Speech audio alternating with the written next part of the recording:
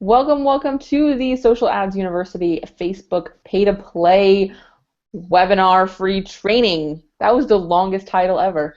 I am Stacey Harris. I'm here with Brandy Lawson, my co-founder of Social Ads University. Hello. And we are going to talk about ads, Facebook ads, and sort of running your Facebook from a more pay-to-play standpoint, what that means, and why it's not necessarily a bad thing, because I don't think it's all bad. Okay? So that's what we're going to do. So stay tuned for that. We're going to be giving you some great content. Of course, there'll be a huge chunk of time for you to answer any questions you have. If by chance you're watching the replay of this, be sure to leave your comments below here in the comments area of YouTube, and we will be happy to answer those questions for you at a future date. And of course, we are going to be telling you about our fantastic live event here in Phoenix happening January 24th. Which is where we're going to dive even deeper on all of this stuff. So there's a ton of great stuff coming up in the next 30-ish minutes. I don't have an egg timer, so I can't commit to absolutely 30 minutes, but it'll be about 30 minutes. And of course, we'll go for as long as you have questions for us. Awesome, right? All right, so let's get started. Let me tell you first who I am. I am Stacey Harris of thestaceyharris.com, and I am a social ads person or a social media person. Basically, I help my clients confidently use social media to market their business. And of course, as you probably know, Facebook is a huge part of that, and specifically Facebook ads. So that's why I'm here. And the reason SAU exists is because Brandy and I came together realizing that this was a incredibly underserved service here in the Valley of Phoenix specifically, because there's a lot of businesses just not taking advantage. So I'm going to stop blabbering, and you're going to hear from Brandy. Ready? Hello. Thanks, Stacey, for the great intro. I'm Brandy Lawson. My company is Tech Girl.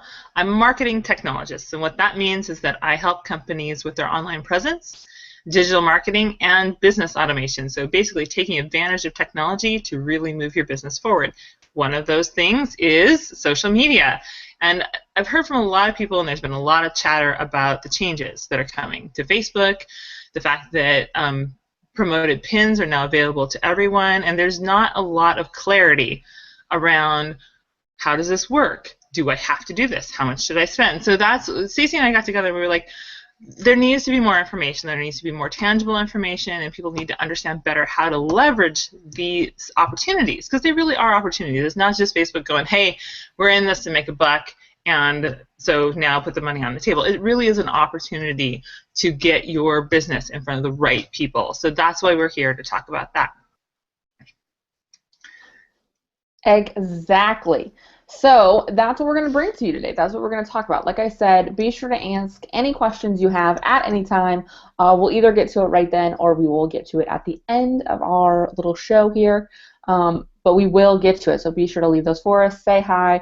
Remember, even virtual live events, one of the big benefits of that is networking. So be sure to connect with each other. If you want to use the hashtag SAULive on Twitter, you can certainly do that. Share with everyone that you're here and connect with other folks watching, or who have watched in the past, or who watch in the future. That's the benefit of live events, both virtual and, of course, in person. So what do you say, Brandy? Should we go ahead and get started?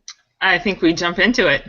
All right, sounds good. So let's talk about what you should do before you even create your first Facebook ad, because I think this is a step that gets jumped over a lot. So, Brandy, why don't you tell us what we need to be doing before we even start our first ad?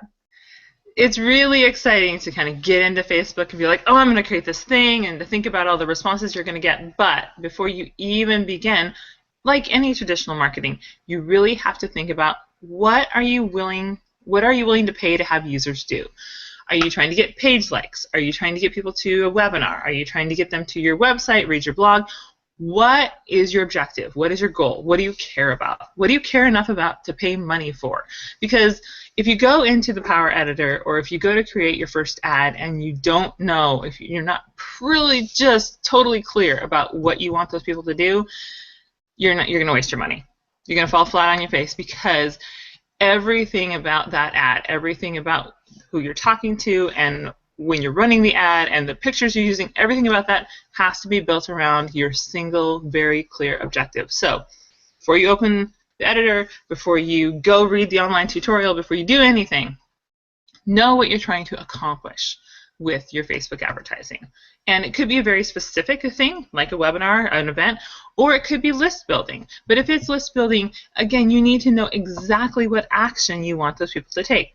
I want them to go to my website and fill out this form on this page and click the submit button and then click the confirmation. You've got to be that clear about what you're after. What are your thoughts, Stacey? I completely agree, and I think that knowing that goal is such an important part of everything you put out, paid content or organic content. But the part where it really kicks you for not knowing is in that paid, because you're paying for people to see something, and people are getting a lot of content thrown at them. They're getting a lot of stuff thrown at them. So you need to make it immediately very clear what their next step is, what their next action is. I'm not going to say that people are dumb, but I will say that they take more action when you tell them what to do. And so to be really, really clear on your intent allows you to be really, really clear on your call to action, which is, for my money, which literally, because I spend money on ads, for my money is the most important part, is a strong call to action, a strong next step, and like you said, knowing what their entire process is. Once you've gotten them to click on the ad, where are they going next? And we don't want them to fall off, because now we paid for that click. Let's make sure we're taking advantage of it. That's right. I think you bring up another good point there about conversion. So you're going to hear a lot of terminology like call to action and conversion, and all this really means is the steps that the users are taking as they go through this process. So conversion could be whatever your goal is. That's what the conversion is. So if you run an ad and your goal is to get click-throughs to your website, great. If people click and they go to your website, then you're considering that a conversion. I would say I probably wouldn't be willing to pay a lot of money for that kind of conversion. The kind of conversion I'm more interested in is when people actually sign up to my list. So then that's how I measure the success of my Facebook ad, because I've defined what my goal is, what that conversion is. And conversions can be a lot of different things. They can be a sale, they can be adding to your list, they can be signing up for a webinar, but you have to define that before you create your ad so that you know how to measure it. I absolutely agree, and I think, when you talk about that conversion, because the really valuable conversion is not necessarily clicking the ad but signing up for the list, that's where that content that comes in after the ad needs to be thought about before you create the ad too. Don't create the ad and then create, the process afterwards. You should have a plan from start to finish for them. So you should know, after we click on that website, where are we going? What do we need to do there? And specifically, let's talk about growing your list, because I think that's a really valuable way to use Facebook ads, and also a really inexpensive way, because your conversions are generally a lot better, in my experience and practice, when you're trying to push them to something free. So a webinar, just to grow your email list, whatever that is. So let's talk in that realm for just a minute. We're sending them to a page. We're not going to send them to the home page of your website and hope they find the opt-in. We're going to send them to a very specific landing page for your opt-in, whether it's a webinar or not. It's going to be a very specific place for them to take a very specific next step, which is enter their email address to be on your list. So you want to make sure that after Facebook experience is also really, really clear. So as you're mapping out your ad and your goals and your call to actions, also take some time to map out that second part, the where they go part. Really think about that experience for them, from seeing the ad all the way to the thank you page for signing up to your list, because that's really the complete conversion. What do you think, Brandy? And to your point, Stacey, the user's experience starts with the Facebook ad and then goes through. However, what Stacey and I are saying is that when you're building this, when you're creating that experience, you don't start with where the user starts. You start at the end. You start with the page on your site that they're going to go to, the email they're going to get afterwards, what that free thing is that you've offered that has made them click. You start at the end and you work your way back to the beginning. And the user will start at the Facebook ad and then have the experience. But honestly, Facebook ads can be time consuming and you do want to get them right. But really the bulk of the work is over here in the thing that you're delivering and the experience that you're building to deliver on the promise that you're putting in that Facebook ad. Because that's when you're going to experience the highest number of conversions, when you set an expectation for what happens when they click on that ad, and then you fulfill that expectation. And that's absolutely true. And I think when you, it can be time consuming up front, but when you figure all of these pieces out, it becomes a lot less time consuming for future ad campaigns, because I'm not going to run the same ad forever to get to that landing page. So once I have that landing page and that email and that process set up, especially when you're talking about something like your list, where you're probably going to run ads to it over and over and over again from time to time throughout a year, or the length of your business, really, for however long that opt-in freebie is valuable. Once you have that second part set up, that your website experience, the landing page, the emails, all of that, then really you're just focusing on the ad. And really, once you have the important parts of your ad figured out, like your targeting for who your audience is, who you want to see the ad, what kind of calls to action work for them, you're really just replicating it. So by investing your time up front, you're making those future processes a lot simpler, which is why putting the thought in it before you create an ad, before you create your first ad, even better, allows you to really save time and money down the stretch, even if it means investing a little more time right now. Agreed. I think that's the big takeaway. Like, just spend some time figuring it out first, because if you don't, it gets a lot more difficult. And you spin your wheels instead of creating a foundation that you can build on, because, to your point, you spend the time now, you figure the big stuff out, you get those pieces in place. Well, then great.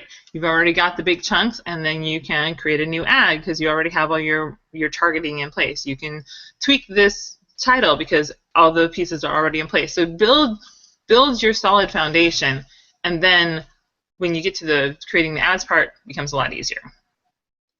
Absolutely. And there's one more piece I want to touch on before we dive into your questions. So what I would love to have happen is you guys tweet your questions using the hashtag SAU Live, or if you're right here in the live screen over on Google+, you can absolutely leave your questions in the Q&A area. We have some questions that were emailed to us before, but there's one last piece I want to touch on before we get to those. So now's the time to submit them. But the last piece I want to talk about, and it's because we talked a little bit about this at the top of the show, is why this pay-to-play idea isn't all bad. I think that there's a lot of fear and like, oh no, now Facebook is forcing me to pay. Brandy talked about this earlier, that they're just, there's a lot of people reacting with this sort of like Facebook is now evil mentality. My response to that is always and will always be, Facebook is a business. Until you decide as a business owner you're going to start handing out all of your services for free, I think we should not be so mad at Facebook. It's only fair. But using that as a way to grow your business. So I want to talk a little bit about why that pay-to-play is not bad. So, Brandy, I know you agree with me, so I'm just going to put words in your mouth right now and say you agree with me. Why do you think the pay-to-play model is not all that bad?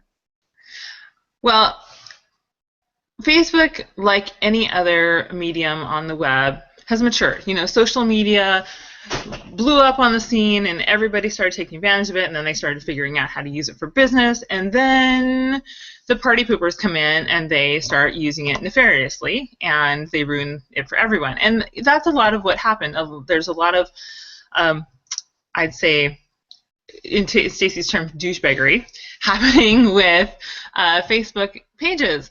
People are being added to groups without asking. Pages just talk about sales, or buy all the time, and they're not adding value. So that things have become really convoluted out there, and Facebook has started, removing some of those posts from timelines because things are being abused. Same thing happened with search engines. There was a whole bunch of black hat and link stuffing and the rest of it. The platform matures, things have to change. So the fact that Facebook has built a really phenomenally super targeted way to get in front of your audience, and it's not that expensive. It's not like trying to go run an ad at the Super Bowl, right? You're not talking about millions of dollars. You're not even talking about thousands of dollars. You can get started for tens of dollars with Facebook ads. So it's a good thing because Facebook is starting to get the nefarious people out, limit all the crap that was in your timelines, which makes the things that you were talking about, if they're real and to the people who are going to be interested in them, more visible. So Facebook ads are are a good thing, and Facebook is making it even better because it's removing all the crap and giving the ads a better placement. What are your thoughts, Stacey? Well, first of all, I totally agree. Second of all, bonus points for using the term douchebaggery. Uh, I absolutely agree. And by the way, stop adding people to Facebook groups, okay? And seriously, it's driving me crazy. It's getting out of control. Anyways, I absolutely agree. I think what it means is it means quality content is forced to rise to the top. So if you put out quality content, whether paid or organic, because there's absolutely still space for organic content to do very well. Cough, cough, use video. But absolutely organic content will still play. But what I'm saying is when you go to make a message where you want a really strong call to action, you want them to take a very serious step to get in your sort of sales funnel, either to make a purchase or to attend an event or to attend a webinar or to get on your list, whatever it is, this allows you to make sure it gets into the timeline. And personally, I think Facebook is doing a very good job of creating an ads platform that is accessible for a lot of people because, like Brandy said, it is not something where the price entry point is even $500. I mean, you can create your first ad campaign with $20. You know, take a few days off the Starbucks and you've got an ad campaign that can actually grow your client base. I mean, it really is that simple, and I really, really encourage you to invest the time in doing it well, and you will see the results, because that is where the pay-to-play model is really is difficult. Is if you're going in sort of haphazardly, then yeah, you're not going to see a lot of success with it because you're sort of experimenting. Whereas if you go in with a clear plan and with a clear understanding of the process, it becomes a lot simpler. And so that's why, you know, we put together not only this webinar, but, you know, our live event on the 24th is for exactly you, for us to help you do this right the first time, or moving forward if you've done it already and maybe not seen the success you want to have and are sort of just counting it out. Let's get you in there and doing it really well. I love that Coach Aaron said amen, Stacey, in the question. Thank you, Aaron, for joining us. Yes. But it absolutely, it's not all bad. It's not because Facebook is out to get you. And in a lot of ways, what it's forcing people to do is creating good organic content too, which is allowing your organic content to do really well, because your good quality organic content that I know you're putting out, and by organic content I mean non-paid, you're just posting it, it's getting seen because that algorithm is forcing out those blatantly lame sales messages from other people where it's just come buy my stuff, come visit my store, come do whatever. It's forcing those people sort of out of the timeline to make space for the organic content that supports your paid content, you know, where you're providing value and you're answering questions and you're getting folks engaged.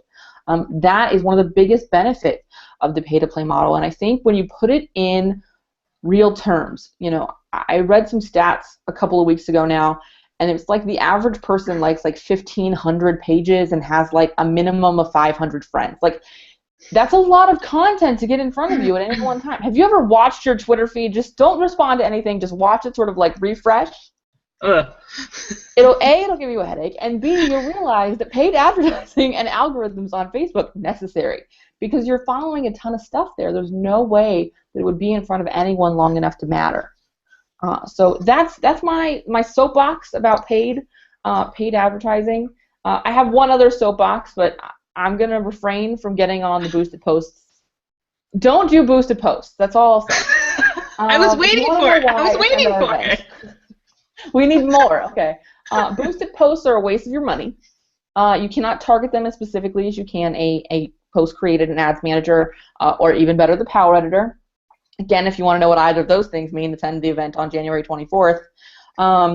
But boosted posts are not your best time, because to our points earlier, you're not controlling the whole user experience to the point you can using the Ads Manager. You're putting a lot of your faith in Facebook creating an ad for you.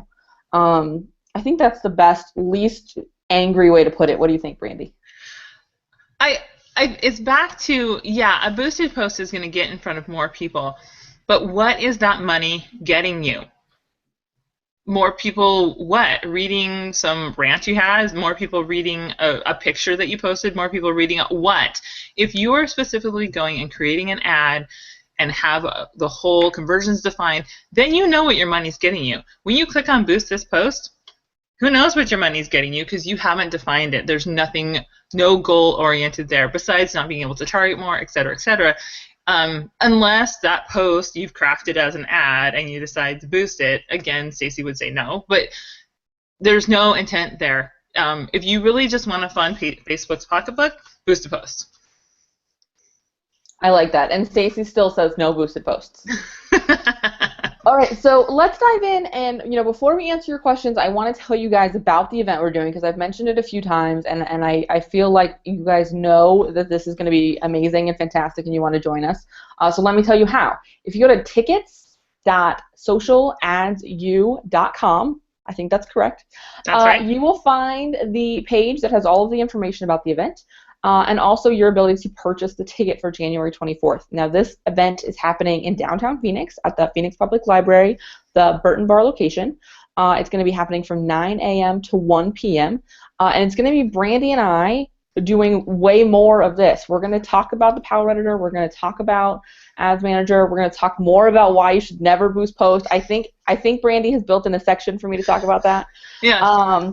And we're going to show you how to create a campaign that's going to work for you. We're going to go through all the points you need to consider when creating your ad so that you, when you create your next ad, know it's going to be successful and know you're going to see that magical, wonderful return on your investment. Anything you want to say about this is going to be a hands-on event, so bring your computer. If you've boosted posts in the past and you're ready to just repent for those sins, bring them and we'll work them into ads. This will be really interactive.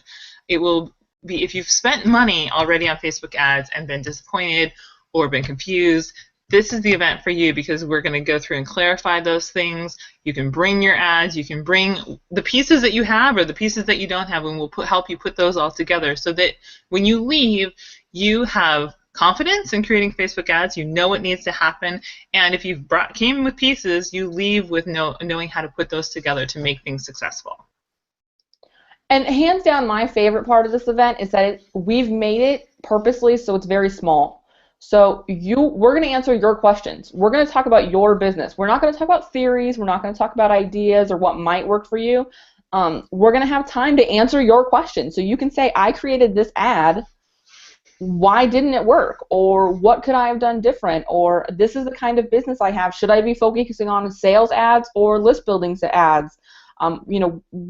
This is going to be a small, intimate group for the purpose of you really walking away with, like Brandy said, that confidence and that plan to move forward and use social ads or to use Facebook ads to move your Facebook time forward and to move your social media time forward. And that's really the dream, right? Like that's the purpose of you using these tools is for them to grow your business, not because Facebook is super fun.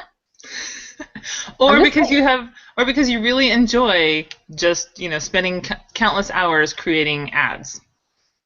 Yeah, no one enjoys that. No one. I do it for a living. Trust me, my clients do not enjoy it. This is going to be the time for us to come together. So, tickets.socialadsu.com. Grab your ticket today. Join us on January 24th. If you have any questions, let us know. I vote we dive into questions now. Brandy, what do you think? Yes, and Stacey, I have some questions. Oh, good. So we had people submit their questions beforehand because I know that there are just a ton of questions and some confusion out there. So I'm going to start with this multi-part question. I'm just going to give you one part at a time, then we can talk about it. How do you get the best reach to your target with a Facebook ad? Okay, so how do I get the best reach to my target audience with a Facebook ad? The best way to get the best reach to your target is to be very clear on who your target is. So it comes back to what we were talking about at the beginning. You need to have that stuff in place long before you log into Facebook. Like that can be Evernote on your iPad or a piece of paper, however you want to list it out. But go through and be really clear about who your target is and who you're looking to work with who you're looking for your customers to be, because that's how you're going to better your reach to them, is by targeting your audience within the ads manager. What do you think, Brandy? I'd add on to that. Start with who you believe your target audience is. Then you might go into the ads manager, or if you've been familiar, the power editor, and see what dimensions Facebook allows you to target to. Kind of pull that list and then look at your list and start to match those things up. So, again, once you're in doing the execution, it's not the time to be figuring stuff out. You need to figure stuff out before you get into the execution. So know who you're trying to reach. Then you can go in and look at those dimensions that Facebook offers you, and then pull them out, and then get in your Evernote or on your piece of paper and compare those two and start to map. Okay, this is the person I'm after. I'm very clear on who they are. Okay, do they fit this dimension? Do they fit this dimension? Do that so that when you get into the execution, you already know, oh, these, boop, boop, boop, check, check, check, and you're on your way. Absolutely. And I just want to add one more thing. One of my favorite ways to target my ads is by using similar pages. Look at the other places that your ideal customer likes, because that is a really easy way to target them. And not all of the pages are available. Some people with large numbers are available. Some people with small numbers are available. Absolutely, they're not all available. But if you have a really clear look at what other things your ideal client might like, that is a really simple entry point into targeting your audience. And what's nice is the spectrum with Facebook ads goes all the way to, demographics like income and purchase history. I mean, it really gets you pretty stalkery with your Facebook people, in the nicest way possible. But that targeting is really, really powerful, so that you're getting really specific. One thing I will caution with targeting is it's really easy, because of all of the very specific qualifications. It's really easy to get so small that you're not going to get any reach. Make sure that you're not looking for, when you build out your ideal client, and everybody talks about building that one person, maybe think about that area a little more than that one person. You don't want to put your age qualification at 35, because 35 is what you want to work with. I would put, 31 to 39, or mine usually tends to be like 30 to 45, because between that and the other qualifications, I'll end up with people in the area of my ideal client. But if you get too specific, you're going to end up with an ad that can't reach anybody.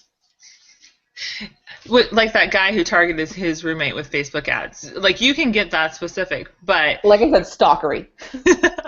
But if you're looking, it's a balance. It's a balance between that ideal client, and you could get really, really specific, but then that gray area around that person. So make sure because Facebook will tell you how many potential people your ad will reach. So you can play around with those dimensions a little bit to try to reach a larger number of people, but still the right people.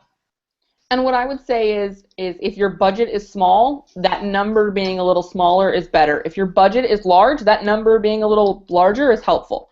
I don't have a dead minimum, like it should be at least this many, because a lot of times it does depend on your budget.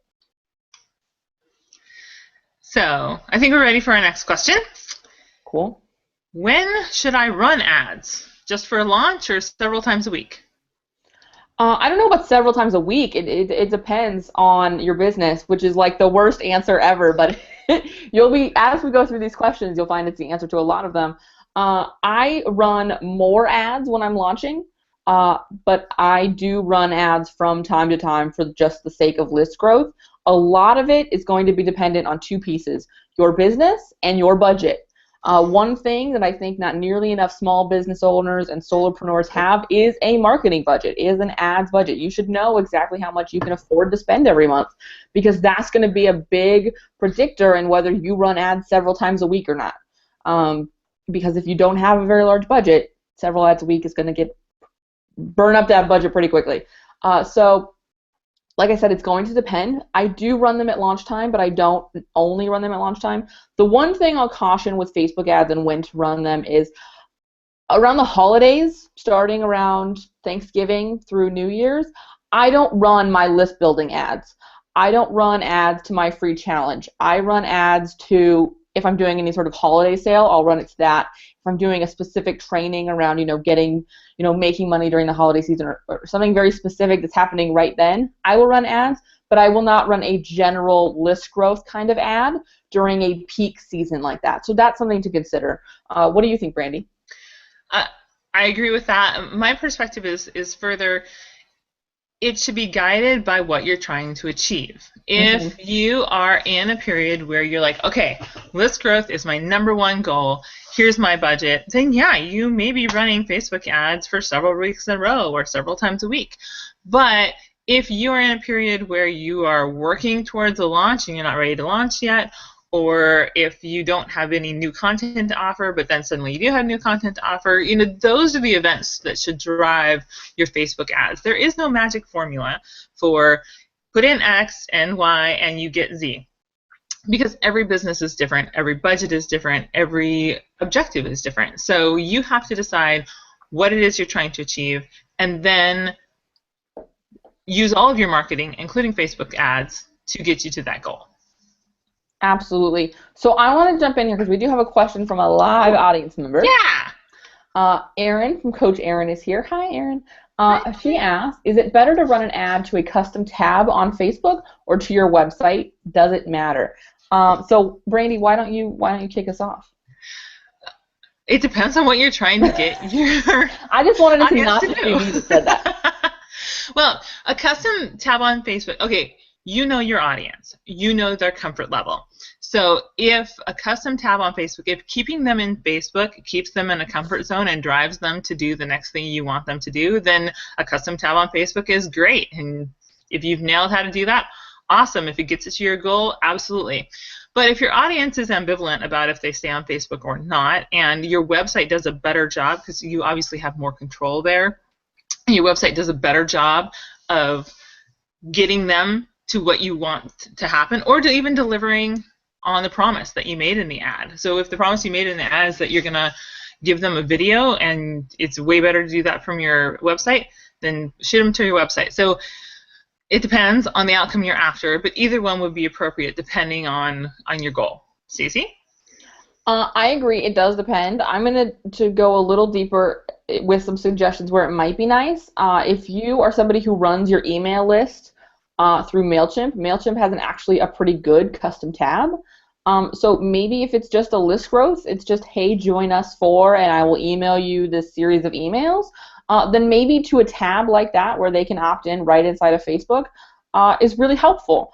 The only time where I would say an absolute no is if you're trying to get them to buy something because you want to control their sales experience. So if you're running an ad to a paid experience, I would definitely suggest running it to a website because, like I said, even though there are custom tabs you can build to sell inside of a tab on Facebook, I would definitely send them where you can control their customer experience.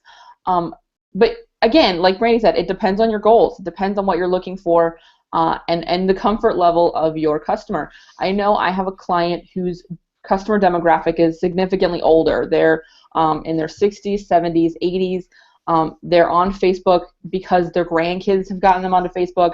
They don't want to be sent away. They don't want to land someplace else.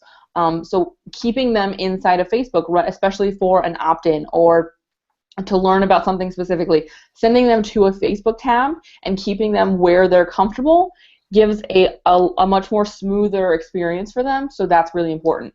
If you're targeting somebody who is a solopreneur and in their 30s and really comfortable on the computer, sending them to a specific landing page on your website is not going to jar them and is not going to interrupt their experience at all.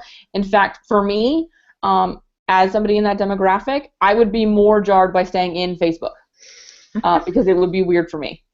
Just in full transparency and honesty. So again, it does become who your audience is, their comfort level, and the customer experience you can provide to them. Like Brandy said, you have a lot more control on your website or through a landing page software than you do with a tab to Facebook. So that is definitely something to consider when figuring out where to run that ad to. So what's our next question? Our next question is, how important is the visual in a Facebook ad? Oh, so important. It's The second most important, third most important part. Third most important part. Third most important part. What are the top two? I knew you were going to ask me that. So the top two, in my opinion, are your targeting, because that is telling us who is going to see this, and your call to action. Because if you don't have that, no one's doing anything. I don't care how well targeted it is. But your visual is what gets those people seeing it. Think about it for a second. I want you to like grab your iPhone, look at Facebook, and see what you do. You just do this. You're just scrolling, okay? So to see a visual, to see something that catches your eye, that's what's going to get you to stop and look at it. One thing with visuals to remember is the 20% text rule. The ads images cannot have more than 20% text. Don't worry if you don't know how much is 20% text. There are a lot of really great graphics to help you decide what that is. Facebook has a tool, so you can make sure that you're in those realms. Also, I honestly just try to push the limits sometimes and see if Facebook lets me do it. Don't tell Facebook, because they'll just reject your ad until you put a new image in. It's not like the world ends. And I have seen people sneak through with more than 20% text. I'm just saying. I'm not going to name any names, but I've seen them.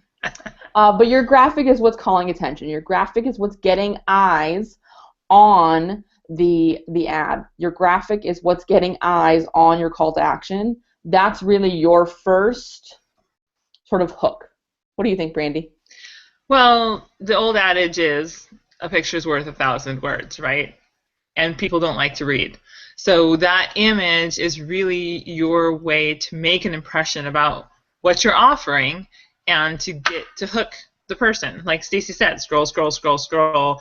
We need something that's very eye-catching. So yes, images are, I would agree, third most important. They're right up there. If you are talking to the wrong people and you're not telling them what to do, your image is not going to save you. But if you are talking to the right people and you are telling them what you want them to do, then your image will catapult the experience, will stop them in their tracks and get them to do what it is you're asking them to do. But the flip side of that is it will get their attention and make them go, oh, right, I totally need this. This is what I was after. You know, you're delivering that value. So do use great images. There's lots of ways to do it. Do make sure that your image is consistent with the experience that you're trying to deliver. So, you know, don't have a super racy image just to get the attention and then deliver the daily devotional. You know, you make those things sync up. Make sure it's consistent with what you're delivering.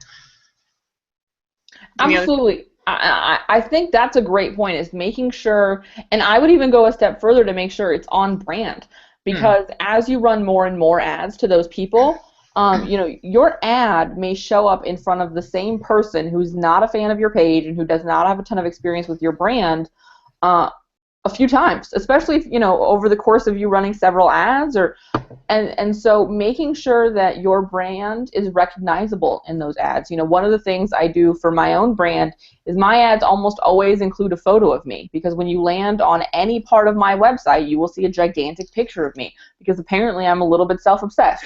So I make sure that's a really consistent experience. So when people who don't like my page see ads from me over and over again, they always immediately know it's me, because I have that consistent branding, not just within one campaign and experience, but as part of my overall ad strategy, as part of my overall brand strategy, you know, to get really sort of umbrella with it. So having that consistent imaging is such an important part. Thank you for reminding us of that. Absolutely. So do we have time for one more question? We'll sneak one more in. We'll sneak one more in. All right. How do you? One. Well, it's good. How do you decide what's the best bang for your buck? How do you decide? You avoid boosted posts. This is going to be a total judgment call and a total opinion answer, but I'm not going to say it depends. I'm going to give you my actual opinion on this. For me, for my ad dollars, biggest bang for my buck, growing my list. It's a long-term play. I'm definitely not converting you to making immediate money, but what's happening is you'll find when it's a freebie, a lot more people are going to click. A lot of this is having a very attractive freebie on the other side. So for me, I generally run more ads to something like a webinar where I'm going to provide them value, but they don't have to pay any money, but I'm allowed to grow my list. But for me, that's the biggest bang for my buck. I can run an ad, add a few hundred people to my list, do a webinar, provide them immediate value, and then it's not uncommon for me to sell on that webinar and then make that immediate money from that, or make, like I said, this is definitely a longer play, make money from those people down the road because I was able to provide that value up front and got them on my list. So for me, something like a webinar or a video series, some sort of free thing where I'm providing value and getting people on my list, that's the best bang for my buck. What do you think, Brandy? Well, because Stacey and I have a similar business model, my answer would be the same. But it comes back to, what is your business model? Is your business model selling flowers? Is your business model coaching? Is your business model, there's a ton of different ways to go about being in business. So you really have to know what your business model is. And before you do any marketing, Facebook ads, spending time on social media, building a website, before you do any marketing at all, you really have to know what you're after and what is the best value in your business. So if you're a florist, you're probably going to be targeting husbands around Valentine's Day. That's going to be, the biggest bang for your buck is did you remember to buy flowers? Get in front of them there. So know your business model. That will guide you. If you're in an online business model where your list is where everything starts, then yeah, potentially the biggest bang for your buck is building that list and creating an offer around that entices your audience to follow through on your call to action. I agree. And I would say, in my opinion, even if you do have a physical location, if you want to run those ads in an off season, maybe you are a florist and that Valentine's Day is a really good bang for your buck buy these. But, in the middle of December is not a bad time to run an ad growing your list, with a $5 coupon for that Valentine's Day bouquet. Sign up now. We'll send you a reminder so that you get your order in early. The list is valuable, in my opinion, for physical locations too. But yeah, definitely knowing what is going to be an easy, immediate goal for you. If you're somebody who's doing an event, the biggest bang for your buck is probably going to be right before your event, so that you can put those ads out, get people converted, and get people in seats. It's going to depend on your business model, and it's going to depend on your current goals. But sort of general, all of the time, if you can send them to something that's free and you provide value, you're going to see a much lower conversion cost because it's easy for them to decide to jump in. So I think we're all good on questions, right? Yep.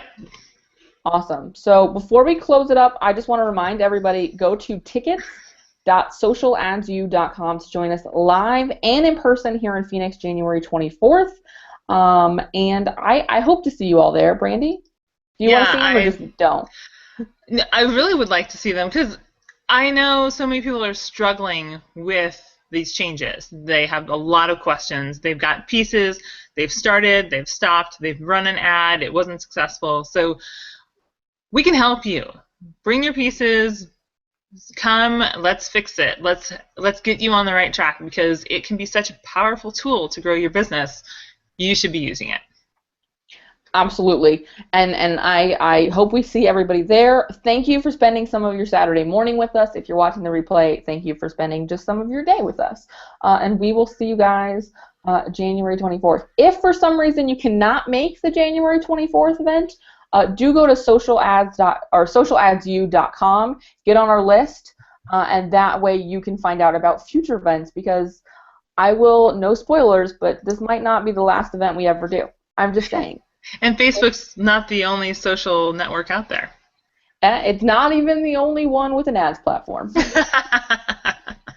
So we'll see you in January or at a future event. Either way, stay tuned, hang out with us, because there's going to be a lot more fantastic information for you coming your way, and more live events like this one too. So join the list, find out more, and we will see you guys next time. Thank you. See you next time. Bye.